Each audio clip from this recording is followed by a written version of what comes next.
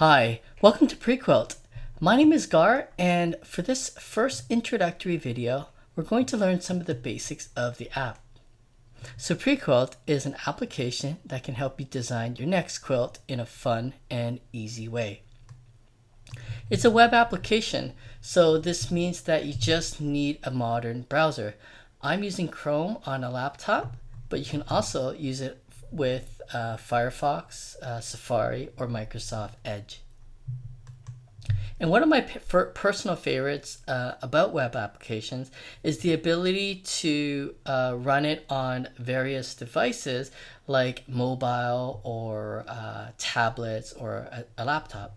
So let's say, for example, I'm designing a quilt on this desktop, and I save the work, and then the next day I'm out in a coffee shop and I have this idea that can improve the current pattern. So I bring out my I bring out my iPhone, okay, and I could log into PreQuilt and then continue to work where I left off, and then just test any ideas on the fly. I can even use the phone at a fabric store to take a picture of any fabric to audition with an existing design. So the ability to have it working on various mobile devices is a really great advantage. So you can also use it on an iPad right here. So I'm going to return back to the desktop. And so for this video, we're going to just create something really simple and then build up and to more advanced features. So if you're familiar with spreadsheets or worked with spreadsheets in the past, you might notice that the actual grid here resembles something like a spreadsheet. So for example, we have these ones up here, these numbers up here. And if I click onto it, it selects this entire column.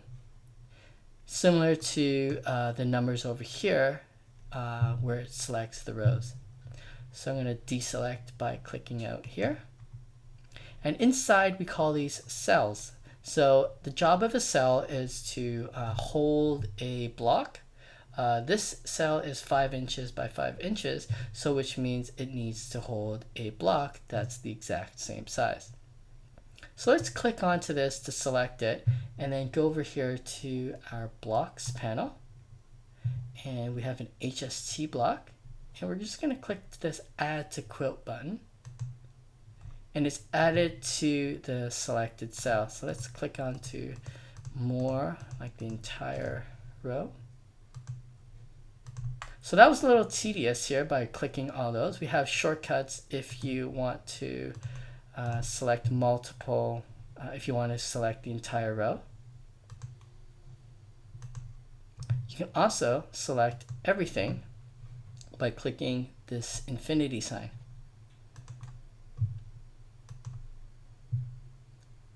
So that's one way of adding blocks is to first select the cell and then click on to this add to quilt button. Let me clear this off. And I want to show you a different way how you can add blocks to the quilt. So let's click this button first. But if I click this button, there's actually no cell selected. So what will happen is the HST will start following the cursor. And as I click, it's going to start adding it to wherever I click. I can actually even drag and treat it like a pencil. Or I could click onto the entire columns or rows. And if I want to exit out of this mode, I just click anywhere outside of the quilt. Or I can use the escape key on the keyboard. Or I can just click the button again. And so that's a different way of adding blocks to the quilt. Let's do a rotation to some of these cells. I'm going to select the cell, and similar to the way we added blocks, once this is selected, and when I click onto this, it's going to rotate the selected cell. You can also rotate an entire row. If you want, you can also use some of these handy shortcuts for selections. Undo that. You can select the checkers. And so that's how you would do rotation. Let's load some blocks, and that way we could swap out this current pattern with a different block, and it'll give us a completely different look. So there's over 100 and there's 102 blocks that you can select from. You can also import a block from your own stash if you've created some custom blocks. Let me see.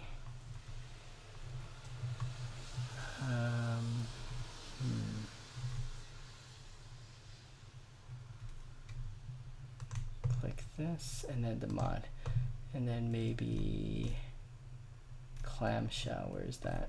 Right here. So first I'm going to select all the cells and then click add to quilt, and that replaces everything with this clamshell. You can also add a block by right clicking anywhere and then selecting it like that, or the mod. So this is a really quick and fun way to just quickly swap out the blocks while preserving the rotations that we've created to give you a completely different look that you may never have considered. So let me put the HST back and delete the block. So there's the more options right here, just that we can focus on the blocks that we're using. So that's how you would load the blocks right here. You can also make a custom block, or you could check out the fabric requirement. So because we're using 100 HSTs, it can give us a breakdown of what is needed if we were to build out this this quilt with just this HST block. So we would need 1.5 yards of the Kona black and 1.5 yards of the Kona haze. So I do want to mention that the fabric calculator is only limited to 2 types of blocks at this moment. It only calculates HST blocks and rectangles. Okay. So let's check out the block editor. Let's open up the block editor so we can make a subtle change to the HST and see how that impacts the pattern. Right. So we can give it a new name. Let's call it triangle. HST triangle, and you can change the block size. We're going to leave it at 5, and you can also change the number of units here for these grid lines. I'm going to insert a new block here, a new shape. And as I let go, it's going to snap to the closest grid line. This is really helpful if you want to be more accurate with your positioning. There's also the snapping for the scale as well. So when I let go, it just automatically looks for the closest line and snaps to the scale. So if you ever want to remove the snapping, you just go to the size and then click here, and that will remove the snap for the scale. And to remove the snap for the position, you just click over here. So now if I move this just a little bit, it doesn't snap. If I want to move it just kind of like 1 pixel at a time, I'm using my keyboard cursor, and that gives me a finer control. It just says right as it says right here. Okay, so this is good. I'm gonna just close this block editor, And you can see how by adding that little triangle has impacted the entire quilt. Let's go back to the block editor and experiment and learn more about the colors. So there's two tabs right here. If I want to edit something for this triangle shape, then I just click it, and then a new tab will appear to let me to show me all the options that I could do to edit this shape right here. Okay. So when it comes to colors, you could use solids or prints. Okay. Let's check out the static color, and then we'll walk through these other the color tags later. So I want to change this black to maybe pearl color right here, and it's a little too light. Let's change it to something a little candy pink. Okay. So since I know that these two shapes are going to always be the same color, it's probably better to use a color tag, because it saves me a lot of clicks. Because doing it with the static colors, I need to first select the shape and then have to find the color and then match it over here. And so since these two colors are always the same, let's jump over to the color tags and link this shape to, maybe we'll just pick B. Okay. And now when I edit and change the value of the color tag, even when I roll over, you'll see that they're both changing. Okay. This is really handy using color tags if you have a block that has a lot more shapes, such as the log cabin, where it has about like 9 different rectangles. Okay. Let's go back to this color tag, and instead of using solids, actually I just want to see what other, no. So instead of using the solids, let's go over to the prints over here and use maybe this right here. I'm going to import and see what other fabric we could possibly use. I'm going to import from an online store and maybe open up the Cotoneer website. Let's try out this one. Import this and then this one. Alright, so this is the one we just imported. Okay, let's see how this will look. I'm going to close the block editor and see how it looks in the entire quilt. Okay, so I kind of like this. I'm going to just now save what I have, and I want to download the image.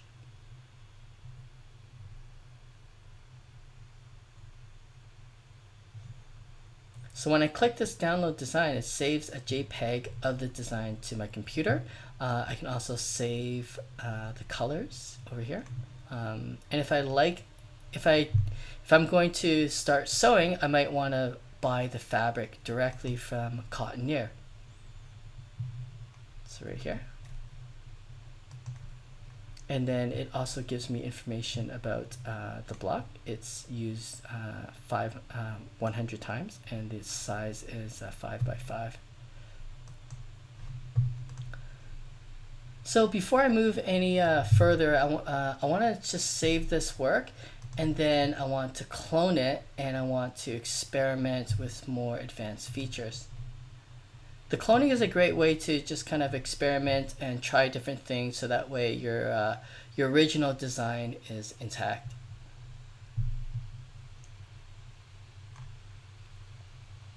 Okay, so this is my cloned version.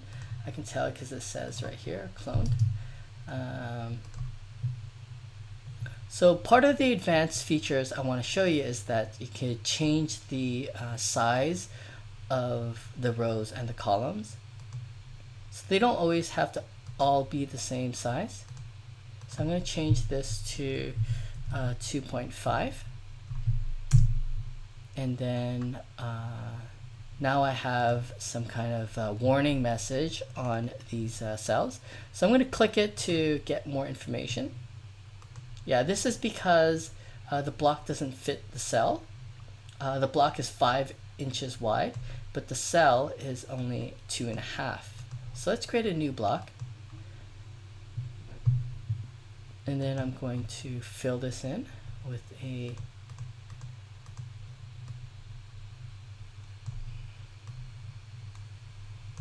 okay. Now I'm going to save it. I need to just replace all these things right here. And then I'm going to add that new block that we just created. So we're almost there. We just need to fix some of these blocks right here. That's due to the rotation. So I'm just going to reset all these blocks right there. Reset the rotation, and there you go. So that looks good. Now I'm going to, I think I want to make this a little bit longer. So I want to insert a new row. Again, this looks very similar to spreadsheets if you're used to that. Okay, so I have a new row on the beginning and the end. I want to fill that in with this row. I copy that and paste, and then copy and paste. Okay, so we're almost there. I just want to throw in one more feature right here.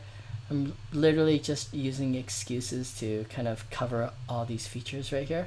I'm going to merge these cells to include a centerpiece that's 10 inches by 10 inches. So let's see if we can find anything in the PreQuilt library. Let's see how that will look. The pineapple, and we'll just keep it as that. Okay, so I'm going to add this one. Okay, so again we have a scaling issue now as well. So this time it's too small, and now we need to make it bigger. So I'm going to click this, and it offers some solutions for you. So it indicates the problem, and then it offers some solutions. And I'm going to just click this button to scale it. I'm going to replace that with the pineapple.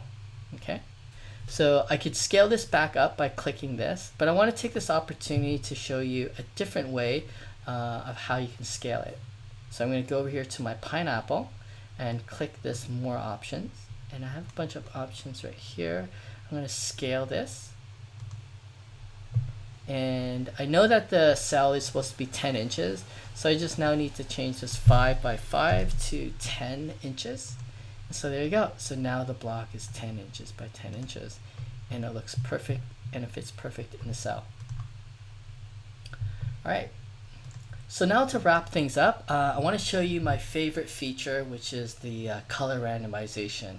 What I like about the color randomization is that it just kind of pairs certain colors together, and most of the time I never would have considered using those color combinations. So let's just click this.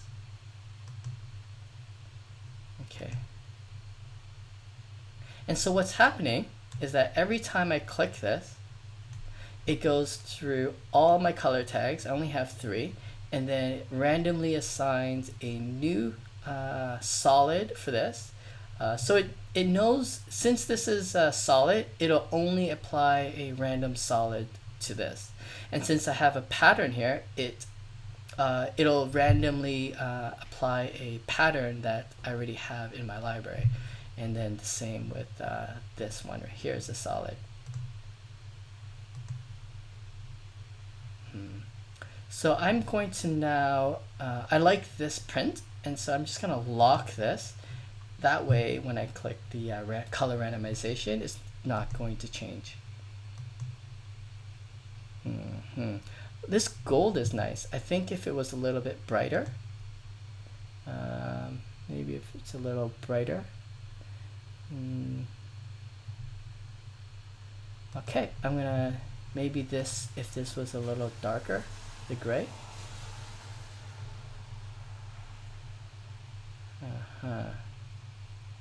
All right, I'm going to just leave it like this and save my work and then print this out. So here it's a little, I'm using 3 blocks this time, and I can also buy this fabric from Studio 39 Fabrics.